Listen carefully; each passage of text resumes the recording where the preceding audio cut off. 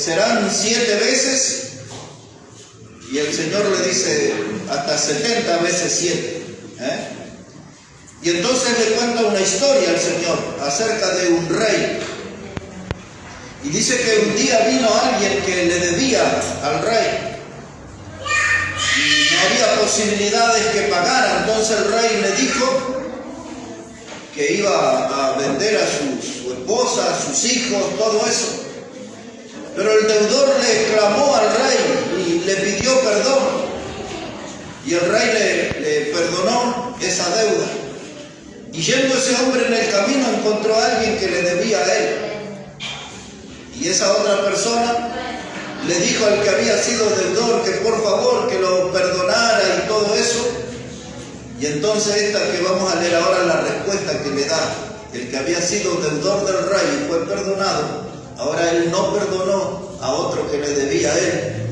Y así dice la palabra de Dios. Mateo el capítulo 18, versículo 34.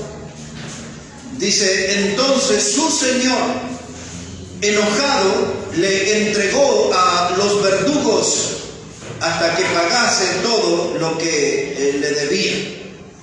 Así que el hombre que había sido deudor del rey fue perdonado, pero él no supo perdonar al otro. Y cuando el rey se enteró de eso, diciendo, ¿cómo yo te he perdonado y tú no puedes hacer lo mismo con otro? Entonces dice ahí el texto, entonces su señor, es decir el rey, enojado, le entregó a los verdugos hasta que pagase todo lo que le debía. Lo que quiero que usted note es la palabra verdugo, que aparece aquí en este pasaje, porque hoy voy a estar hablando sobre el tema de los verdugos de la familia. Los verdugos de la familia. Un verdugo es una persona que ejecuta las penas de muerte. Un verdugo es alguien que somete a otro con castigos corporales. Por eso en el texto que hemos leído dice, será entregado a los verdugos hasta que pague todo lo que debe, y va a ser sometido a castigos corporales. Pero los verdugos eran también los que ejecutaban la pena de muerte. Ahora quiero que busque ahí en su Biblia, en Ezequiel, el capítulo 9. Ezequiel, el capítulo 9. Ese pasaje nos habla acerca de un juicio que venía enviado por Dios. Y mire cómo dice la palabra, Ezequiel, el capítulo 9 y el versículo 1. Dice la palabra, clamó en mis oídos con gran voz, diciendo, los verdugos de la ciudad han llegado, y cada uno trae en su mano su instrumento para destruir. Aquí en este pasaje también se nos enseña de lo que es la actividad de un verdugo. Dice el texto que los verdugos llegaron y trajeron en su mano un instrumento para destruir. El verdugo utiliza diferentes clases de armas, todas dañinas. El verdugo puede usar un hacha, puede usar un machete. El verdugo puede usar una guillotina para cortar la cabeza. El verdugo puede usar una cruz. El verdugo puede ejecutar a alguien a través de apedreamiento. El verdugo puede usar toda clase de instrumentos para destruir. El verdugo es una persona que siempre castiga y nunca tiene piedad. Eso es un verdugo. De esa clase de personas habla el Evangelio de Mateo. De esta clase de personas nos habla el profeta Ezequiel. La palabra verdugo aquí también puede traducirse como un matarife. ¿Vieron los que tienen frigorífico? Matan vacas, sacrifican vacas, un matarife le dicen. Así que estamos comprendiendo la idea de lo que es un verdugo. A veces el verdugo es un empleado del Estado. En determinados lugares, principalmente en tramos anteriores de la historia, el verdugo trabajaba para el Estado y cuando el Estado dictaba sentencia, el verdugo era el encargado de aplicar la pena de muerte. Hoy en algunos lugares matan con la silla eléctrica y el que hace eso es un verdugo. Y estoy contando esto porque estamos para hablar sobre los verdugos de la familia. Hay cosas y personas que atentan contra la vida de la familia y vienen contra la familia con armas para destruir, como los verdugos. Dice que ellos traían en su mano instrumento para destruir. Entonces, hermanos, sabemos que el verdugo es el portador de un instrumento de muerte y nosotros tenemos que reaccionar, despertar, estar en estado de alerta porque nuestra familia es amenazada de muerte. El diablo utiliza diferentes clases de verdugo para ejecutar, para lastimar, matar nuestra familia. El diablo nunca nos va a convocar a nosotros a un festival de caricias. El diablo utiliza instrumentos para destruir. Ahora, un verdugo, cuando usted está en presencia de un verdugo, usted sabe que eso es el anticipo para una muerte dolorosa o violenta. Cuando un grupo familiar está frente a un verdugo, usted sabe que ese va a ejercer violencia contra la familia hasta terminar la familia. Y cuando hablo de terminar con la familia, no estoy hablando siempre de una muerte física. A veces la muerte del matrimonio, la muerte del amor, se rompe, divorcio, ruptura. Y a veces el verdugo que atenta contra la familia destruye la relación con nuestros hijos. Los hijos toman caminos alocados y se vuelcan a los vicios, a las drogas, al alcohol, a la delincuencia. Y cuando eso sucede en un hogar es porque el verdugo aplicó un castigo ahí. Y ahora quiero que vaya comprendiendo esa figura. Hay distintas clases de verdugos que atentan contra la familia, porque la meta final de quien maneja a los verdugos, es decir, el diablo, es reducir nuestro hogar a ruinas, a cenizas. Quiere destruir todo lo que nosotros hemos construido bajo el nombre de familia. Ahora me están entendiendo para dónde voy, ¿no? Nuestras familias, cada uno de nosotros acechado por un verdugo, son diferentes. En la historia, hermano, cuando usted estudia sobre los verdugos, era como un club. En algunos países se le llamaba el club de los deshonrosos. No era gente agradable, era gente despreciable. Y tenían como si fuera un club y se casaban entre los hijos de los verdugos. Era como un oficio que se heredaba. El verdugo padre, después que dejaba su oficio, sus hijos tomaban ese oficio. Manejaban instrumentos de muerte, instrumentos de ruina. En algunos lugares en la historia los verdugos eran personas que las descubrían quiénes eran, porque siempre se cubrían detrás de capuchas. Ustedes ya han visto eso, ¿no? Sus máscaras, se escondían sus caras. Pero algunos de ellos eran identificados a veces en los mercados. Y eran tan despreciables que cuando la gente querían comprar manzanas, peras, no le dejaban tocar, tenían que con una vara señalar lo que querían. Porque no querían tener ningún trato con los verdugos. Era gente mala, era gente desagradable. El verdugo muchas veces trabajaba para el Estado. Y el verdugo, mis hermanos, en algunos restaurantes, a través de la historia, se les aplicaba lo que hoy le llamamos el derecho de admisión. Cuando alguno de ellos aparecía en un restaurante, en un lugar para comer, no, esa persona acá, no. Esas clases de gente mala son los instrumentos del diablo. Diferentes clases de verdugo el diablo usa para derribar nuestra familia, para destruir nuestra familia. Esos verdugos tienen como tarea encomendada por Satanás volver nuestro hogar en un auténtico infierno. Y cuando miramos nuestra sociedad y vemos tantos hogares destruidos, tantos hogares en ruinas, vemos que los instrumentos del diablo, los verdugos modernos, están haciendo su obra.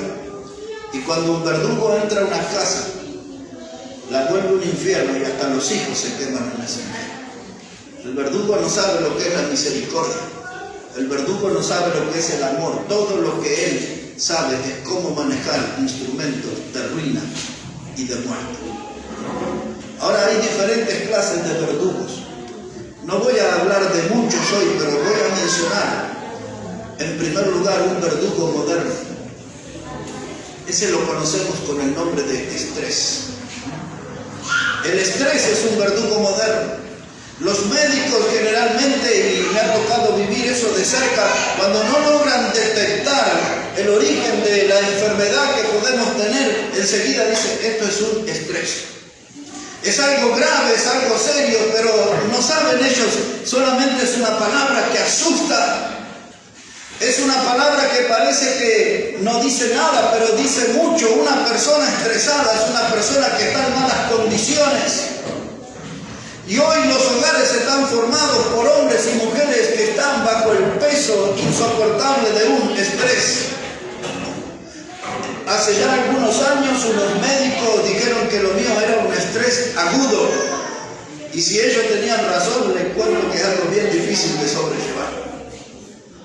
Así que este es un verdugo que se mete en el hogar y se manifiesta a través del agotamiento, donde el hombre siempre está cansado, donde la mujer siempre está fatigada. Y la suma de esos dos elementos vuelve un hogar sin energía, no tiene poder para defenderse de los ataques externos. Él está sobrecargado de trabajo, muy tensionado. Él se ha quedado sin energía, ya no tiene aliento, ella no tiene ganas de luchar. Y se rinden y viene el verdugo y entra en nuestra casa y destruye todo. El estrés es uno de los verdugos modernos. Cuando se habla de estrés, se habla de un gran estado de tensión, por ejemplo, de una situación que produce un estado de nervio. Los médicos usan mucho la palabra trastornos, que tiene que ver algo que se ha dado vuelta completamente en nuestra vida. Muchos trastornos de ansiedad, trastornos físicos, mentales, y entre los bautistas vemos muchos trastornos espirituales. Se nos ha dado vuelta la doctrina. Hemos perdido de vista la palabra de Dios. Hay un abandono de las sendas antiguas. Hay un descuido por las cosas espirituales. En el hogar de los hermanos bautistas hay mucho estrés también. Y el verdugo acecha. Y por eso cuando usted lee y hablan de que 1700 iglesias se cierran en tal país o en tal otro en un año, y tantos edificios que eran de iglesias son vendidos. ¿Y por qué la iglesia empezó a estar en decadencia? Y en vez de tener más edificios y levantar más obras nuevas, ¿por qué se están vendiendo los edificios? Es que el estrés, el trastorno espiritual, entró en las congregaciones y los verdugos hicieron su obra con instrumentos de destrucción. Obraron en algún corazón como en Judas. Obraron en algunas lenguas que las volvieron ponzoñosas y afiladas. Y los hermanos se levantaron unos contra otros y se lastimaron y se dividieron las congregaciones y luego desaparecieron. Es el trabajo que hacen los verdugos. Los verdugos saben cómo crear raíces de amargura en las congregaciones, donde los hermanos no logran perdonarse entre ellos, donde los hermanos son practicantes del odio. No puedo ver, no me puedo sentar con ese, no puedo cantar con ese, no puedo pasar junto a él a ofrendar, no puedo leer la Biblia, no tolero que él esté cantándole al Señor. Y hay mucha raíz de amargura en las congregaciones. Y cuando usted se entera de eso, usted ve eso, usted ve que los verdugos del diablo están usando los instrumentos para destruir. Y así se caen las obras, y así se vuelven en ruinas congregaciones históricas. Mire, hermano, el estrés es uno de los verdugos que aparece para destruir nuestro hogar. Y entonces el hombre dice un sábado: hoy no voy a ir a la iglesia, trabajamos mucho la semana. Y es verdad, trabajó mucho. Pero el próximo sábado la situación no va a cambiar, porque también va a trabajar mucho la próxima semana. Y empieza un deterioro en la vida espiritual. Y el verdugo ve ahí un lindo campo para trabajar y llevar la ruina a ese hogar, alejar la bendición de Dios. Y empieza la decadencia espiritual, el descuido por las cosas de Dios.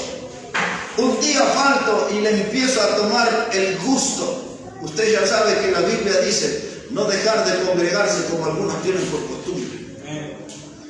El veneno de la mala costumbre de no ir a la casa de Dios es un trabajo de los verdugos.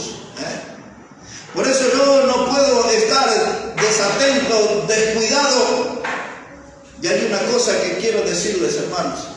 En la Biblia y en la historia vemos que a veces, después de grandes victorias en nuestra vida, aparece el estrés, y aparece la depresión, y aparece un campo para que el verdugo trabaje.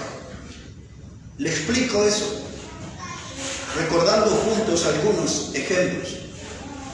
Cuando Elías terminó con los falsos profetas de Baal y los falsos profetas de Acera, en un número bien elevado, como 900 casi eran entre unos y otros, y Elías solito nomás los mató a todos ellos. Pero cuando Jezabel juró que le iba a cortar la cabeza a Elías, es decir, que él iba a terminar como uno de los que había matado, Elías comenzó a huir.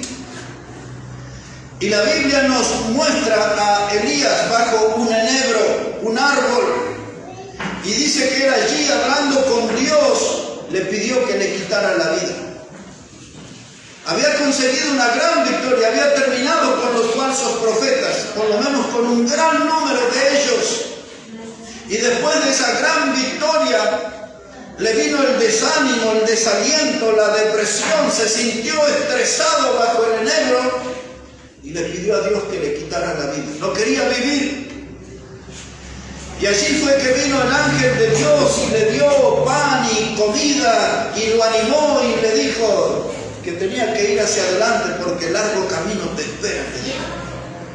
Y Elías retomó el camino, pero ahí está la primer señal que encontramos, que a veces en nuestra vida, después de una gran victoria, de un gran logro, puede venir un tiempo de estrés, de depresión, donde el verdugo va a causar daño. En otras palabras, nos compramos una casa. Trabajé 3 años, 5 años, lo que sea, ahí la tengo. Y ahora que tengo la casa, ya estoy ahí, arruinado. Ya no tengo otra meta, ya está, como que logré todo en la vida. Me compré un terreno, me compré un auto.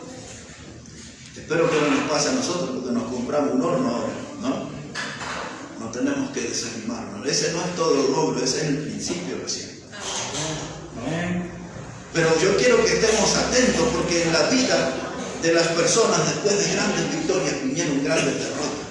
David, después de haber vencido a Goliat en el campo de batalla, y ese sí que era un adversario difícil, poco tiempo después lo encontramos en la cueva de Adulam, ¿se acuerda? Rodeado de gente amargada, de gente endeudada, de gente que no tenía ganas de vivir, y encima él era el jefe de todos ellos. ¿Y qué pasó con aquel hombre que venció a Goliat? ¿Cómo está ahí encerrado en una cueva con toda esa clase de gente? Recordamos a Jonás después de grandes predicaciones a los ninivitas. Allá estaba debajo de una calabacera peleando con Dios y diciendo: Dios, quítame la vida. A Moisés también le pidió a Dios que le quitara la vida. Note cómo le pasa eso a los grandes hombres. Después de grandes logros en nuestra vida, puede aparecer este verdugo del estrés que quiere terminar con nosotros. ¿Qué es lo que nos quiere enseñar la Biblia con todo eso? Que nosotros no podemos estar descuidados en ningún momento. Y como nuestro tema es la familia y como nuestro tema es el hogar, siempre tenemos que estar vigilando y atentos que no se metan estos verdugos entre nosotros. Uno de nuestros hijos consigue un título, de pronto se vuelve un profesional, como se dice por aquí, quemó las pestañas durante años, pasó noches de insomnio tomando café, rodeado de libros, hablando, repitiendo cosas para presentarse a los exámenes, y un buen día consigue un título. La familia trabajó mucho, hizo muchos esfuerzos para respaldarlo, y ahí después del título, la depresión, el estrés, el bajar los brazos, el abrirle las puertas, que el verdugo se instale y destruya a nuestra familia. Detrás de grandes logros pueden venir grandes derrotas. Había un hombre que yo les enseñé una vez en la Biblia. Él es reconocido como el profeta sin nombre. Solo para recordar, la historia de él está en Segunda de Reyes, el capítulo 13. Era un predicador joven. Y había allí un rey que estaba ofreciendo sacrificio en un altar. Y el predicador joven, o el profeta sin nombre, como le llama la Biblia, profetizó contra el altar y se derrumbó el altar. Y el rey lo señaló a él, y el brazo que extendió para señalarlo al joven profeta se le secó el brazo. Y allí el mismo profeta solucionó la situación y el brazo le volvió a la normalidad. Y el rey lo invitó a comer a la casa, el predicador no aceptó. Ninguna clase de poder político, de ofrendas, de regalías aceptó el predicador. Pero después se le cruzó un profeta viejo, ¿se acuerdan? En el camino, y le dijo: un ángel de Dios me dijo que debes venir a mi casa. Y Dios le había pedido dos cosas: que no entre a la casa de nadie y que no se vuelva atrás en el camino. Todo eso es lo que Dios le pidió. Y el profeta estaba sentado ahora debajo de una encina. Qué curioso, ¿no? Elías fue atacado debajo de un enebro y le entraron deseos de morirse. Y ahora el profeta joven estaba debajo de una encina, de otro árbol. Y ahí le apareció el mensajero de Satanás, que antes había sido mensajero de Dios. Y vino con mentira. Y el diablo es el padre de mentira. Y el profeta viejo le dijo al joven: un ángel se me apareció y me dijo que tienes que venir a mi casa. Y el predicador joven, después de haber tenido una gran victoria, aceptó ir a la casa del profeta viejo, que lo engañó, lo embaucó, le mintió. Y cuando salió de ese lugar, un león le salió al cruce del camino y lo atropelló al profeta y lo mató. Y ahí estábamos frente a un cuadro terrible: la mula, el asno del profeta, el cuerpo del profeta y el león, y toda la gente vio eso. Era bien un mensaje de Dios en contra de la desobediencia, porque el león se hubiese comido al profeta y de postre a la asna, pero ahí estaban los tres y todos lo vieron. Después de una gran victoria del joven predicador, vino la desobediencia, el relajamiento debajo de la encina, y fue el lugar donde el diablo envió su verdugo y lo condujo a la muerte. Si me está entendiendo, nuestro hogar está en problemas, porque está bajo amenaza. Nuestra familia está en los planes del diablo para ser destruida. Él va a enviar esos mensajeros, y recuerde lo que dijo Ezequiel, con instrumentos para destruir. Hay muchos verdugos que acechan nuestra familia, muchos verdugos que acechan nuestro hogar. Y si el diablo no puede con el padre de familia, lo intentará con la esposa. Y si no puede con la esposa, intentará con el matrimonio. Y si no puede con el matrimonio, lo intentará con los hijos. Pero los verdugos están circulando en nuestro hogar, nos están rodeando la manzana. Y estamos hablando de este tema esta noche, para levantar la guardia y mantenernos alerta y cuidar nuestra familia. Y cuidar nuestro hogar. Porque los verdugos no descansan. Su presencia siempre anuncia actos de violencia, de ruina y de muerte. Y si ellos logran meterse en nuestro hogar, el daño que harán será tremendo, tremendo. El estrés es uno de los verdugos modernos. El estrés es algo que se mete en nuestra familia. Y a veces el estrés empieza a trabajar en el matrimonio. A veces la esposa le dice al marido: ¿por qué estás durmiendo tantas horas? Tenés que trabajar, tenés que producir. ¿Por qué siempre estás cansado, siempre estás dormido, siempre estás aburrido, con mala onda? Anda a ver al doctor. No lo manda a ver al predicador, anda a ver al doctor. Y después la mujer empieza a insistir: tenés que ponerte las pilas. Ya ustedes saben cómo habla, ¿no? Y ahora lo mira ahí en la máquina y no puede coser, no puede ir, nada. El hombre está más preocupado en los hilos, en el precio del hilo, en la aguja, que algo no está bien ahí ubicado. La mujer le dice: y otra vez estás igual, ¿cuándo vas a cambiar esa cara? Y ahí empieza a arder el fuego en el hogar, porque el verdugo se metió. El hombre está cansado, estresado, y trata de hacer un intento de defensa y dice: pero si ves que trabajo, y si ves que entrego los trabajos, y si ves que esto, y la voz comienza a levantarse y por allá vuela un plato, un zapato, para que usted ya sabe todo lo que pasa. Y después que están todos los platos rotos y los vasos y las sillas rotas, él la mira a ella y le dice: ¿qué nos pasó, querida? Entró el verdugo. El instrumento del diablo estaba preparado para destruir y nosotros no estábamos alerta. Eso nos hace recordar aquello que Jesús dijo cuando habló del trigo y la cizaña. Dijo en Mateo capítulo 13, dice: cuando los hombres durmieron, vino el enemigo y sembró cizaña. Por lo tanto, el estrés, el agotamiento, la fatiga, el aburrimiento en el hogar es abrirle las puertas para que se instalen los verdugos con sus instrumentos de ruina. El estrés no viene encapuchado, pero sabe cómo esconderse para meterse en nuestro hogar. Hermanos, varones principalmente, no seamos flojos. No seamos flojos, porque nuestra flojera es una invitación a que los verdugos vengan a destruir nuestro hogar, nuestra familia. Santiago lo dijo en estas palabras: el hombre de doble ánimo es inconstante en todos sus caminos.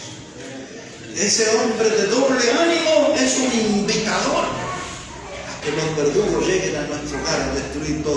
No olviden lo que dijo Ezequiel: el verdugo viene con instrumentos para destruir. Cuando usted espera el hacha, él le lleva la guillotina. Cuando usted espera la cruz, él le mata por apedreamiento. Cuando usted está esperando el machete, él le sentó en la silla eléctrica. El verdugo maneja todos los instrumentos para saber cómo destruir una familia. Así que, hermanos, tenemos que ponernos firmes.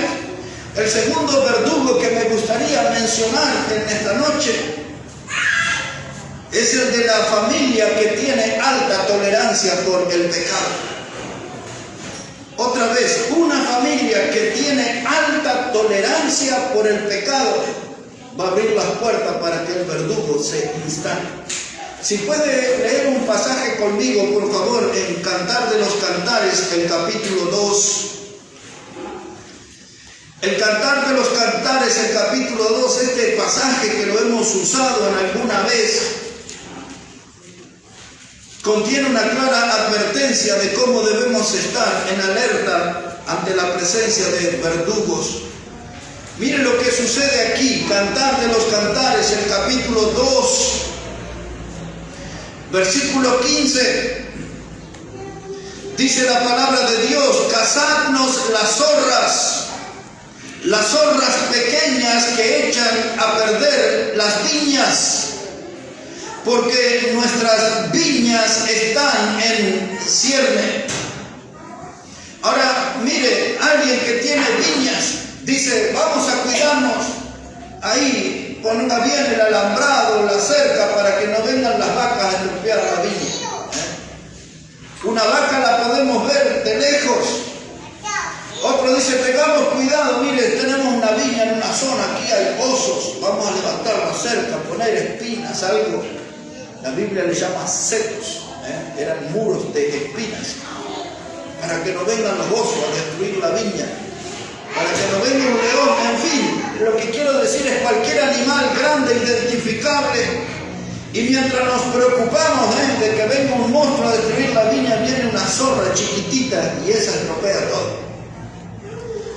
Pero nosotros la vimos chiquita, vimos que era una zorra un poco graciosa que andaba ahí.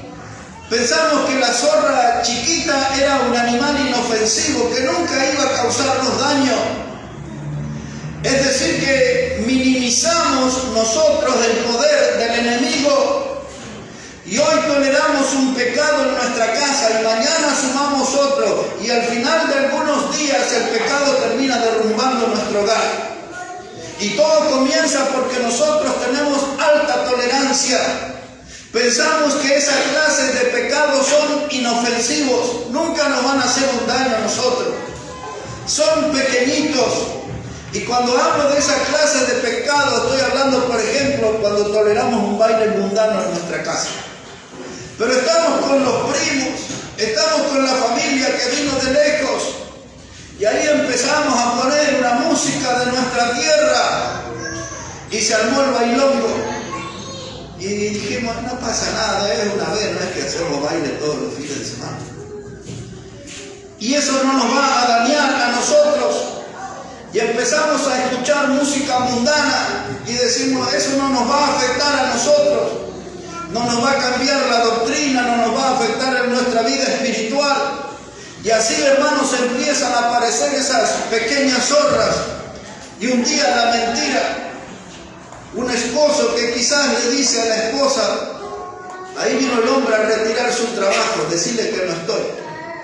Pero sí está.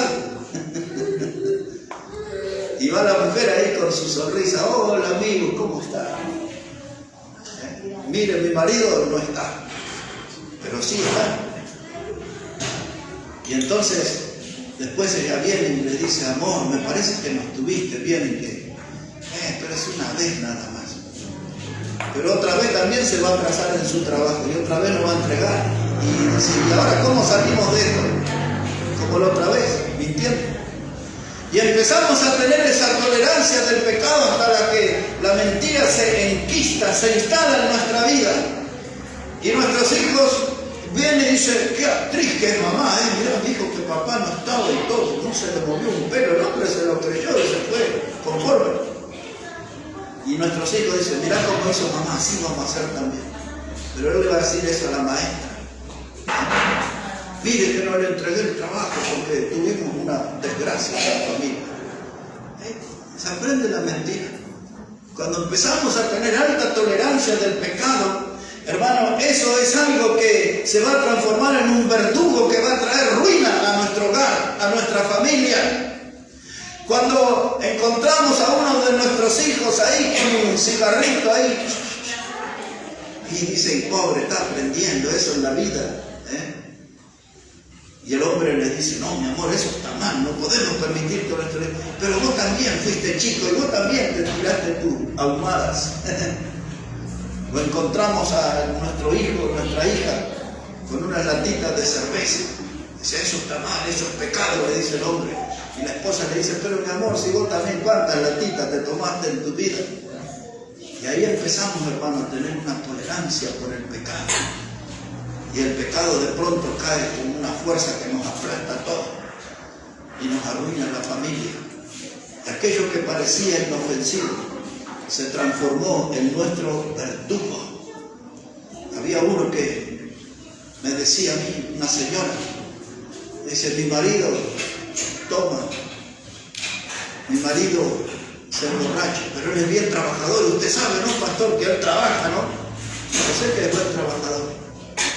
Pero cuando se le da un trago, y entonces usted agarra y dice, pero hermano, usted sabe que la Biblia enseña que la borrachera es pecado. Y dijo la hermana, me dijo a mí, pero él no molesta a nadie, él toma ahí y se queda dormido con su vino. Así me decía. Y otra vez, y mi marido se fuma unos porros, pero él allá y después se queda dormido, no molesta a nadie. Hermano, en secreto, en público, el pecado siempre es pecado. Y lo que está mal siempre está mal en todos los lugares. Y lo que es incorrecto en un lugar es incorrecto en otro también. Y lo que Dios llama pecado es pecado en todos los lugares. Una mentirita, un cigarrito, una latita de cerveza. Y de pronto los vicios se levantan como un verdugo y terminan con nuestra familia. No encontramos forma de sacar a nuestros hijos después del mostrador. No encontramos forma de sacar a los hijos de las bailantas. No encontramos formas de alejarlos de las juntuchas, de las malas juntas. Y todo comienza, hermano, cuando nosotros empezamos a tener tolerancia por el pecado. Y está con el celular ahí, pero son 6 horas, sí, yo sé que tuvo 6 horas prendido al celular. Pero él está tranquilito ahí en el sillón, no molesta a nadie, ahí está. Y cuando dejamos a los hijos encadenados al celular, nosotros trabajamos, podemos hacer nuestro trabajo, no tenemos que... ¿Por qué él está bien ahí? Pero usted no sabe lo que está mirando. Usted no sabe las cosas que está mirando. Y aún en los dibujitos, lo he visto tanto con mis nietos. Había unos muñequitos que saltan y peleaban y todo, se llamaba Street Fight, me acuerdo. Y después de eso miraron a mis nietos eso. Y ahí estaban, y yo no entendía hasta que, digo, esto habla de una pelea en la calle en inglés, ¿no? Y después una vez me acerqué ahí y le cortaban la cabeza a uno. Y después cuando íbamos a comer, mis 2 nietos ahí, como se llevan 1 año de diferencia ahí a las piñas, pum, pam, en la mesa. Y todo eso que veían ahí que parecía inofensivo, le estaba dando vuelta a la cabeza y les incitaba a la violencia. Había que ponerle freno. Y algunos dicen, no, eso déjenlo, que mire, son dibujitos, no pasa nada. Cuando empezamos a tener tolerancia por el pecado, estamos invitando al verdugo que venga con su instrumento de muerte y destruya nuestra familia. ¿Está entendiendo, hermano? La Biblia nos enseña, hermano, que tenemos que estar en estado de alerta. La Biblia nos enseña, hermano, que debemos ver a la pereza como nuestro enemigo, porque la pereza va a traer ruina a nuestro hogar. Siempre la pereza es la madre de la pobreza. Recuerde eso, siempre la pereza es la madre de la pobreza. Si tenemos un marido flojo para el trabajo, va a haber pobreza en el hogar. Si los hijos se contagian de ese hombre, van a ser perezosos también, no les va a gustar la transpiración, el trabajo, y vamos a tener una familia pobre. Siempre la pereza es la madre de la pobreza. Y ese va a ser un verdugo que se va a querer meter. Y a veces dice, pero la crisis que hay en el país, ¿dónde voy a encontrar trabajo? ¿Quién me va a dar trabajo? Se voy a probar el piquetero, a ver cómo es, ¿no? Pero resulta que hay trabajo por todos lados.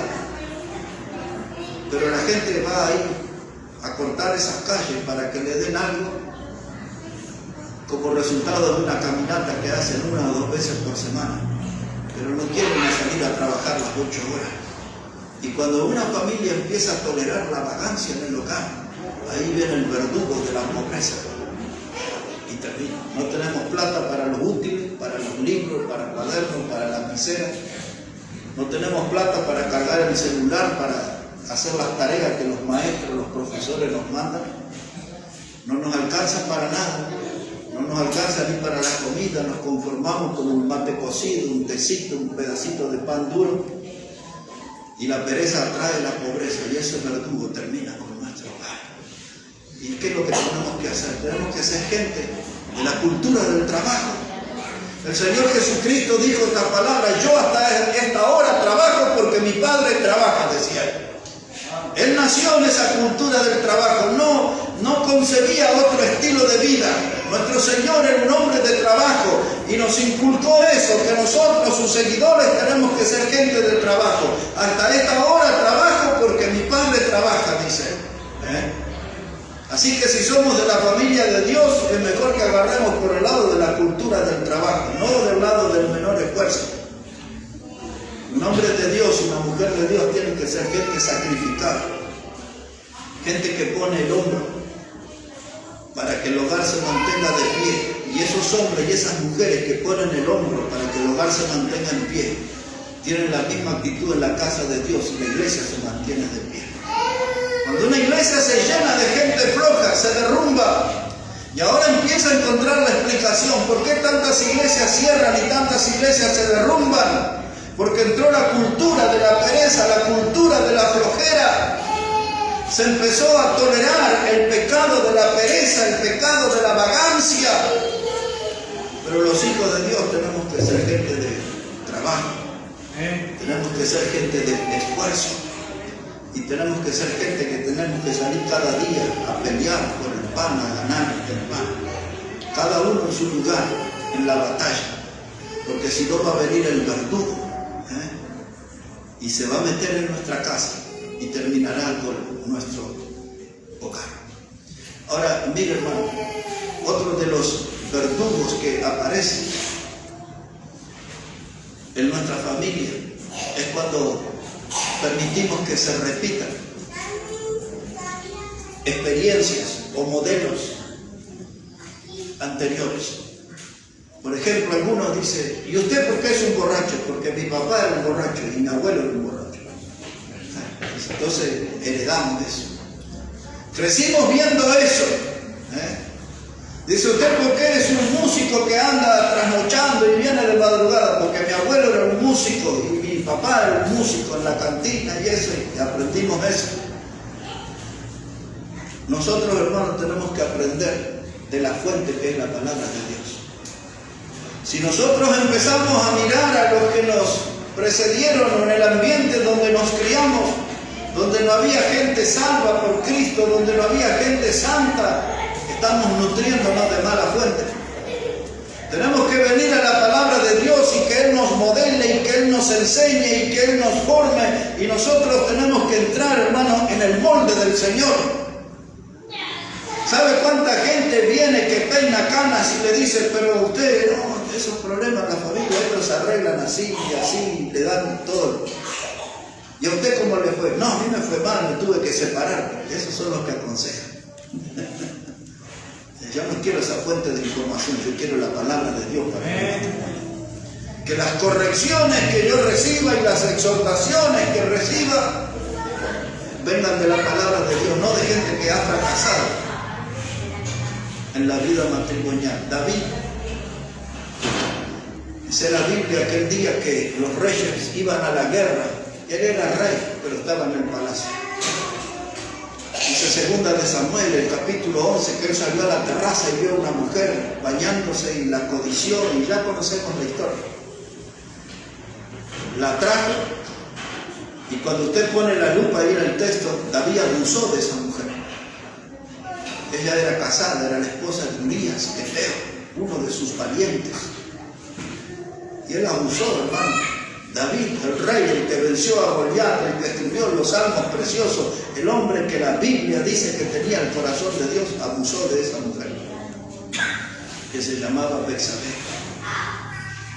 Pero después uno de sus hijos se llamaba Amnón. Y Amnón tenía una media hermana que se llamaba Tamar. Y uno de los consejeros de David le dio una serie de consejos malignos a Amnón de cómo abusar de su hermano. La síntesis fue que el consejero maligno de David le dijo a Amnón, hijo de David, dice, acércate al enfermo y pedile que ella te cocine tal comida, unas hojuelas ahí, cuando te traiga entonces tu oportunidad para abusar. Cuando eso estaba sucediendo, Tamar le dijo, tú eres mi hermano, eso nosotros no hacemos en Israel. Dice, no abuses de mí. Pero como él era más fuerte, abusó de su hermana. Y después, dice la Biblia, que la odió de tal forma que el odio fue más grande que el amor que había sentido por ella. Así dice la Biblia. Y entonces Absalón se enteró que su hermano fue abusado. David abusó de Betsabé. Amnón abusó de su hermana Tamar. David mandó a matar a Urías. Y Absalón, el hijo preferido de David, dice, ¿cómo arreglo esta situación? Papá mató, yo lo voy a mandar a matar. Y preparó la muerte del hermano. Dice, vamos a hacer una fiestita. Y cuando ya le agarren el sabor al vino, entonces ustedes se largan contra Amnón y lo matan. ¿De dónde aprendió Absalón eso? De su papá David, que había mandado a matar a Urías Eteo. Y así les puedo contar muchas historias de la Biblia, pero lo que quiero transmitirles es que lo que nosotros hacemos, nuestros hijos lo van a repetir. Y ese modelo no podemos llevarlo a nuestros hijos. Tenemos que llevarles el modelo de Dios. Los fracasos que cargamos sobre nuestra espalda no los podemos hacer que lo hereden nuestros hijos. Si ya no hemos roto la cabeza contra la pared, tenemos que evitar que nuestros hijos tengan esa experiencia. Si ya nos hemos lastimado chocando contra la piedra, tenemos que evitar que nuestros hijos tengan esa experiencia. Porque aquí tenemos en la familia de David cómo los hijos repitieron los pecados que había cometido su propio padre. El modelo nuestro no es un modelo humano. Nuestro modelo de vida viene de la Biblia, de la palabra de Dios. Y cuando nosotros no estamos en el molde de la palabra de Dios, entonces aparece el verdugo para traer ruina sobre nuestro hogar. La Biblia habla de la espada como un elemento de juicio. Y la espada cayó sobre la familia de David, sobre la casa de David, dice David. David sufrió mucho. Y usted, si le dedica un tiempo a leer todo el Salmo 38 y todo el Salmo 51, se va a dar cuenta cuánto David sufrió por sus pecados. Cómo el verdugo vino y lastimó la vida de un hombre que fue un gran hombre de Dios. A pesar de todas esas cosas, él fue un gran hombre de Dios. Y casi cada fin de semana algo de David decimos en los púlpitos. Es un hombre central en la Biblia. Ahora hay mucho que podemos decir, pero en nuestra familia, hermano, no solo que tenemos que cuidarnos de los verdugos, sino que tenemos que saber cómo enfrentar las crisis. Quiero entrar ahí en la recta final hablando de eso un poquito, de cómo debemos enfrentar la crisis. Una crisis es un cambio brusco. Una crisis es una modificación importante en el desarrollo de algo. Por ejemplo, venimos a la casa del Señor, cantamos, leemos la Biblia, oramos en nuestra casa, damos testimonio de nuestra fe en Cristo a otros y de pronto nos mundanalizamos. Ya hablamos de música mundana, de espectáculos mundanos, tenemos recuerdos de nuestras raíces mundanas, hasta recordamos con gozo nuestras historias y hazañas mundanas. Y entonces se da vuelta todo en nuestra casa. Pues eso es una crisis, un cambio brusco. Antes alistábamos a los chicos para venir a la iglesia y ahora decimos, no, ya crecieron, se manejan solos, no los puedo traer a la iglesia, pero no son más sus hijos. Ah, sí son, pero ¿y qué pasó entonces? ¿Ya no es más responsable? ¿Ya no tienen más su apellido? ¿Cambiaron el apellido? ¿Qué pasó? Entonces hay un cambio brusco y estamos en medio de una crisis. Y algunos dicen, yo no le voy a darle mucha atención a la crisis, porque a la familia de allá le pasa lo mismo. Y observe mi pariente que vive allá en tal ciudad, le pasa lo mismo. Y al otro le pasa lo mismo. Y entonces decimos, esto le pasa a todo el mundo. Y no salimos a enfrentar las crisis. Nos rendimos. Y ahí el verdugo dice, esta es la mía. Y ahí entra el verdugo para destruir el hogar. Que hay un hombre flojo, una mujer flojo que no quiere enfrentar la crisis. La crisis a veces es económica, es una situación complicada de escasez. Y entonces no tenemos para comer y le damos una galletita, un pedazo de pan a los hijos. Dice, hijo, vaya ahí al colegio porque no tengo más para darle. Mire, tenemos 48% de pobres en el país. ¿Qué tiene que ver eso? Todavía le digo, tengo que darle comer. Tengo que comprarle vestimenta, tengo que darle educación, tengo que ocuparme de su salud. Quizás es uno de los que necesita medicación. Entonces no es que decir, no, pero mire, casi todos son pobres en el país, ¿qué vamos a estar trabajando nosotros? Y nos subimos al carro de la pereza y no enfrentamos la crisis. En vez de decir, no, me voy a levantar más temprano, voy a buscar trabajo. Esta semana salió en la televisión un matrimonio de 76 años. Yo les veo ahí a 2 cuadras de mi casa y andan ahí buscando en la basura. Siempre están bien vestidos. Eso llama la atención en el barrio. Y ahora conocimos su historia en la televisión. Viven en un departamento lindo. Tienen una jubilación, pero no les alcanza para comer y para cubrir los remedios. Y tienen que salir a juntar latitas. Dijo la señora en un tramo del reportaje, el domingo anterior fue eso. Dice, cuando juegan al fútbol la gente de la colectividad aquí, en el indoamericano o en el español, ahí vamos y ahí hacemos buena plata. Podemos hacer 5.000, 8.000, claro, latitas de cerveza. Y la señora explicaba, hay que aplastarla así con el pie y sacarle el aire para que enseñó toda una técnica de cómo que las latitas valieran más. Así que están atentos a los partidos de la colectividad boliviana, esos días son buenos para esa economía. Y contaba ella, dice, no nos vamos a quedar a morir en la casa, salimos a trabajar. Dice, y tenemos familiares que podrían ayudarnos. Y no es por una cuestión de orgullo que no aceptamos ayuda de ellos, sino que hemos crecido nosotros en una cultura de trabajo y salimos a trabajar. Y entonces, muchas cosas dijeron. Pero ¿saben qué, hermano? Cuando hay una crisis económica en el hogar, yo tengo que esforzarme, y tengo que conseguir la moneda, y tengo que traer alimento y proveer para los míos. Porque si no viene el verdugo y va a destruir todo. El verdugo, hermanos, a veces se ve en el hogar en la crisis de la indiferencia. ¿Sabe qué significa eso de la crisis de la indiferencia? En donde todos en el hogar viven distantes y a nadie le importa lo que le pasa al otro. Los padres no saben en dónde andan sus hijos, no saben quiénes son sus compañeros. Dice que salen a hacer deporte, pero usted no sabe si van a hacer deporte. Dice que están en la casa de tal amigo o tal amiga, pero usted no sabe. Porque usted está allí y de pronto su esposa está enferma y usted dice, bueno, le pasa a todas las mujeres. Y de paso el hombre se enferma y la mujer dice, bueno, y este ya está viejo. Y entonces viene la crisis de la indiferencia. A nadie le importa nada lo que le pasa al otro bajo el mismo techo. Y eso es lo que produce el derrumbe de muchas familias. Esa es la instalación de un verdugo con instrumentos para destruir. El instrumento que maneja se llama la indiferencia. Puso la indiferencia. Y cada uno empieza a tener sentimientos egoístas. Yo me ocupo de mí. Bueno, que mi esposa se arregle. Bueno, que los chicos se arreglen. Yo pienso en mí. Hay muchos de esos.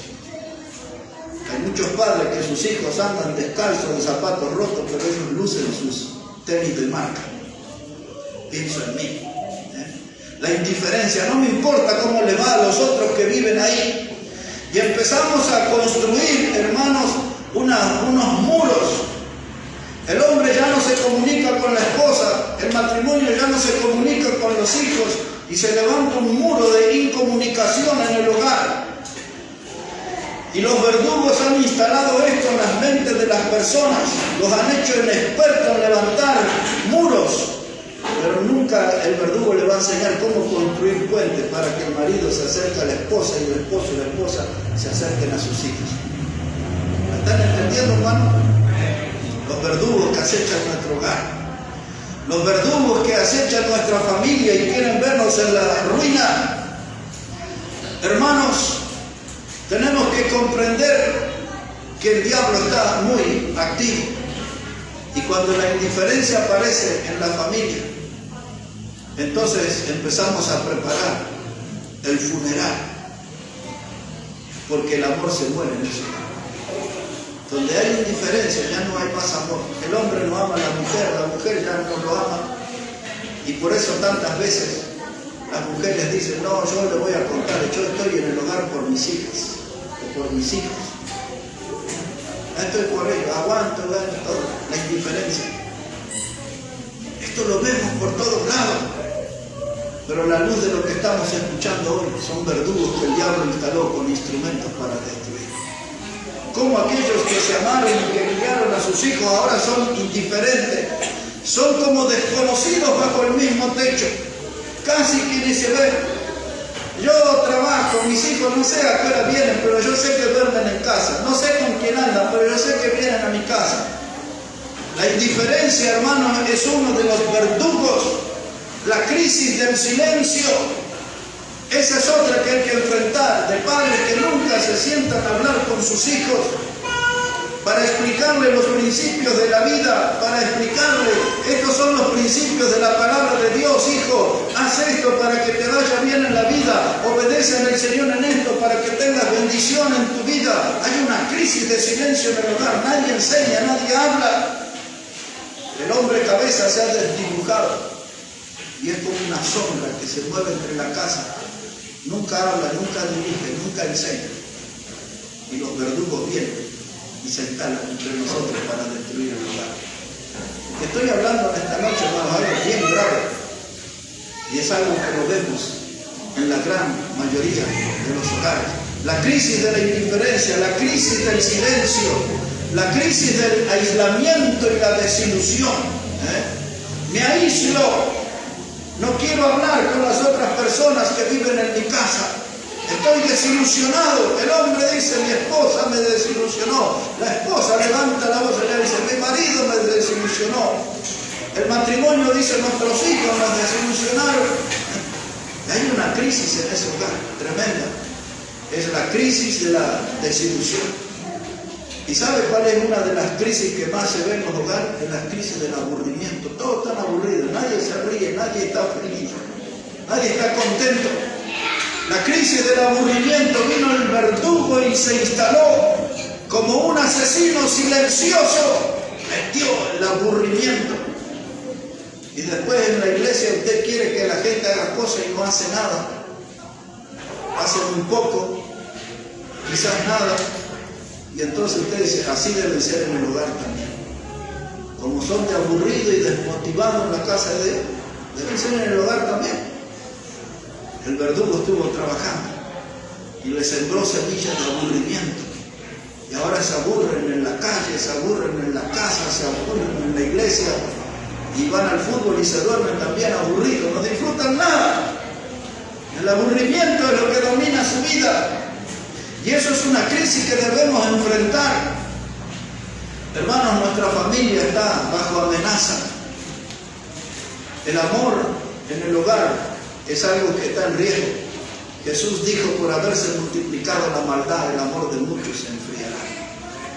Y algo de maldad ha entrado en nuestros hogares y el enfriamiento apareció. Ahora les voy a contar una historia ya para ir terminando. Esa historia la escuché hace muchos años. Y denme atención porque ya con esto vamos a terminar. Una persona me contaba, dice, ¿sabías que el odio es el rey de los malos sentimientos? Es decir, que cuando se habla de los malos sentimientos humanos, el principal de todos, o el mayor, es el odio. El odio es algo que se habla mucho hoy en el ambiente político. El partido de izquierda siente odio por el de derecha y ahí usted lo escucha en la televisión. Y ya con esto ya le vienen nombres, ¿no? De hombres y mujeres que odian a este, porque este es de derecha, aquel es del centro, este es de izquierda. Los odios aparecen en las empresas y ahí se odian. En un lugar donde va a haber 3, 4, 20, 40 máquinas con costurero, ahí el odio anda circulando entre las máquinas. El odio está por todos lados. Se dice que es el rey de todos los sentimientos. Y un día hubo una reunión muy curiosa, es lo que me han contado. Y dice que el odio convocó a todos los sentimientos malos que existen. Usted puede imaginar muchos de esos sentimientos, sentimientos malos. El odio dijo, vengan, los necesito a todos los malos sentimientos. Y llamó a una reunión. Y dice el odio, dice, tengo un enemigo que quiero destruirlo y quiero que ustedes me ayuden. Dice que los malos sentimientos se miraban uno al otro y dice, ¿quién será ese enemigo para que el odio nos llame a todos nosotros? Para que matemos a ese enemigo. Y de pronto el odio dijo, el enemigo que quiero destruir se llama el amor. Yo quiero destruir el amor. Yo no lo tolero, no lo soporto, tengo un odio tan grande hacia él. Dijo el odio, es que lo quiero ver muerto. Y entonces todos los malos sentimientos se los... yo también le tengo una bronca al amor, dice. Y entonces el mal carácter levantó la voz y le dijo, yo voy a terminar con el amor. Denme el privilegio a mí, yo voy a matar el amor. Y el mal carácter atacó el amor por largo tiempo. Y luego fue vencido. El amor triunfó, venció al mal carácter. Y entonces dice esta historia que ahí aparecieron los celos. Dice, yo sí voy a destruir el amor. Y los celos se metieron entre el amor y sembraron sus semillas de dudas y trataron de producir sospechas y todo eso. Pero el amor se mantuvo firme y los celos fueron derrotados. Y cuando se supo eso, apareció otro sentimiento, dice, la frialdad. Yo voy a atacar al amor y lo voy a congelar al amor y lo voy a anular para siempre. Pero la frialdad intentó, no pudo vencer al amor. Ni el mal carácter, ni los celos, ni la frialdad. Y después la indiferencia, dice, yo quiero mi oportunidad, yo voy a matar el amor. Y después apareció la pobreza, dice, no, yo sí voy a ser el que va a matar el amor. Y más allá levantó la voz, la enfermedad, dice, yo soy la enfermedad y voy a matar el amor. Todos los malos sentimientos querían ver muerto al amor. Pero dice que en una reunión apareció allí un sentimiento extraño. No era conocido, dice que se escondía detrás de un sombrero y no se le podía ver el rostro de ese mal sentimiento. Y él dijo, yo voy a matar al amor y se los voy a traer bien muertito acá en la próxima reunión. Llegó la fecha de la próxima reunión y ese mal sentimiento que tenía un aspecto fúnebre de muerte, que se escondía debajo de un sombrero, dijo a todos los malos sentimientos, aquí tienen el amor muerto, hecho pedazos. Lo tiró, dice, delante de todo, al amor muerto. Y ese hombre de aspecto fúnebre, escondido debajo de un sombrero, se iba. Y el odio le dijo, espere un momento, amigo, dice, ¿y quién es usted? Que no lo tenemos identificado. ¿Cómo pudo usted terminar con el amor?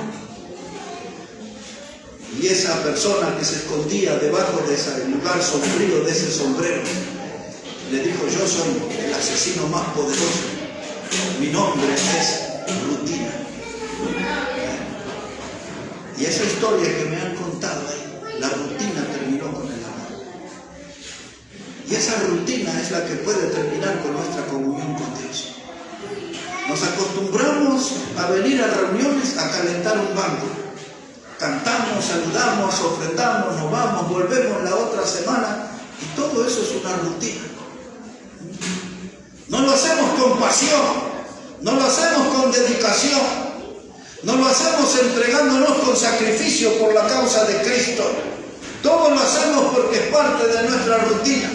Porque el despertador me suena el domingo a las 9 de la mañana, algunos a las 10:30 por la hora que llegan. Dice, me voy a la iglesia, me voy a la reunión. Y si hay comida, como con los hermanos. Y si no hay comida, me voy a Celina. Todo una rutina. Y yo me voy al fútbol. Y todo una rutina. Y la rutina es la que termina derrotando el amor. El amor por la Biblia, el amor por las almas, el amor por los hermanos, el amor por la oración, el amor por los perdidos. La rutina se ha vuelto en un gigante poderoso que está terminando con la vida de muchos cristianos. Se ha vuelto un verdugo peligroso. La rutina se instala en nuestra vida como un verdugo y nos arruina la comunión con Dios, nos aleja de las bendiciones de Dios. Y la rutina viene y se instala en nuestro hogar. Y nuestro hogar todo es una rutina. Hasta que comemos arroz, tal día en la semana, tal otro día. Un día con un huevo frito, otro día con una milanesa de pollo, otro día con una ensaladita de tomate, lechuga y cebolla. Y hasta la forma de comer es una rutina. Llevo a los chicos al colegio, los busco, me siento a la máquina, hago lo mismo, la rutina del celular, todo es una rutina. Y ese se vuelve en un verdugo. La rutina es un instrumento para traer ruina, para destruirnos a nosotros. ¿Y por qué estoy hablando de esto en esta noche? Porque quiero que nos animemos juntos a hacer algo distinto para Dios. Que nos animemos juntos a hacer algo para Dios que nunca hemos hecho. De ganar almas, de leer más la Biblia, de manifestarnos entre nosotros, más compañeros, disfrutar de la comunión, del compañerismo en Cristo, de ponernos metas como congregación, de trabajar, de sacrificarnos, de hacer algo, hermanos, que no nos tenga encarcelado en esa palabra rutina. Y cada uno de nosotros tiene ese poder para decidir, para romper la rutina. ¿Qué es una rutina? Es un hábito o es una mala costumbre repetida, siempre lo mismo, siempre lo mismo, siempre lo mismo. Y todos nosotros somos víctimas y prisioneros de determinadas rutinas. Hacemos las mismas cosas, muchas veces las mismas cosas, siempre. Y eso nos inyecta la desmotivación, el desánimo, el desaliento. Pues entonces tenemos que levantarnos contra ese verdugo que se llama rutina y vencerlo y empezar a tener vida abundante en Cristo. Amén. Y ese debe ser el desafío para nosotros que tenemos que aceptar. Yo les voy a decir más, hermano. Y vamos a ver si el jueves que viene, cuando nos reunimos a orar, empezamos a cambiar las peticiones. Porque cada vez que habla un hermano, yo ya sé lo que va a pedir. ¿Sabe cómo se llama eso? Rutina. ¿Sabe a dónde nos va a llevar eso? Al aburrimiento. ¿Sabe a dónde nos va a llevar eso?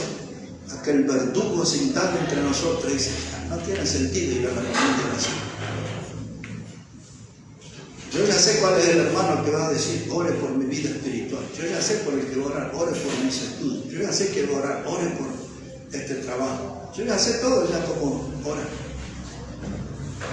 Y cuando noté esto ya hace 2 jueves atrás, dije, tenemos que hacer algo para salir de esa rutina.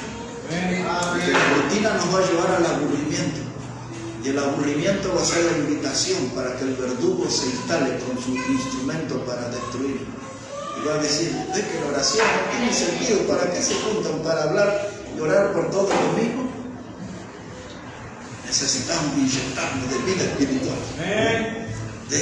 De mostrar que estamos más unidos al Señor, de que tenemos otras motivaciones, de que tenemos objetivos importantes, de que tenemos metas más valiosas.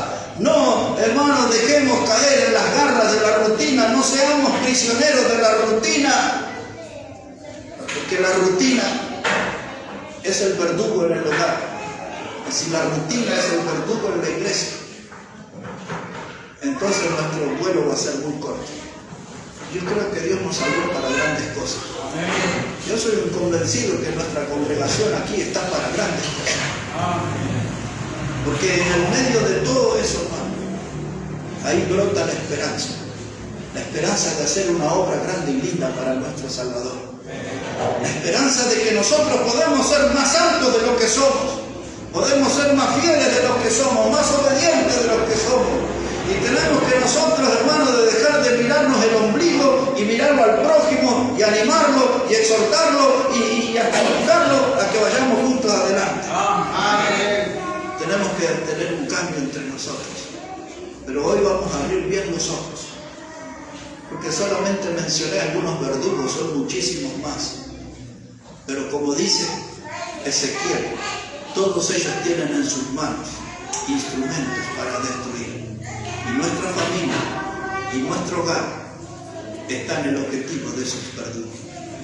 Ellos son como francotiradores que nos apuntan con su rifle con mira telescópica contra nuestro hogar. Y pronto van a disparar, queriéndonos quitar la vida. Pero tenemos que ponernos firmes y de pie. Y decir con valentía, no, yo todo lo puedo en Cristo. Decir con valentía, si Dios es con nosotros, ¿quién contra nosotros? Que se vengan todos los verdugos, aquí le vamos a dar batalla. Pero necesitamos un cambio en nuestra actitud. Necesitamos confirmar que tenemos sangre corriendo por las venas. Necesitamos, hermanos, que tenemos fe abundante en nuestra alma. Necesitamos saber que tenemos confianza plena en la palabra de Dios. Necesitamos nosotros aceptar que Dios es un poderoso gigante que está a nuestro lado. Cuando estas cosas empiecen a cambiar entre nosotros, vamos a levantar al final vuelo como las águilas por esa fuerza que nos va a dar el Señor. Hermanos, los verdugos acechan. Esto es lo que quería instalar entre nosotros esta noche. Abramos los ojos, porque el hogar ha sido algo precioso que Dios nos ha dado. La familia ha sido algo hermoso que Dios nos ha confiado. La familia es para que tenga vida. La familia es para que tenga fe. La familia es para que tenga victoria. La familia es para que nosotros sintamos el gozo de servir al Señor como familia. Así que a ponerse de pie y a ahuyentar todos los verdugos que nos acechan. Y a no rendirnos, hermano. Dios está con nosotros. Que Él bendiga su palabra en esta noche y bendiga su vida.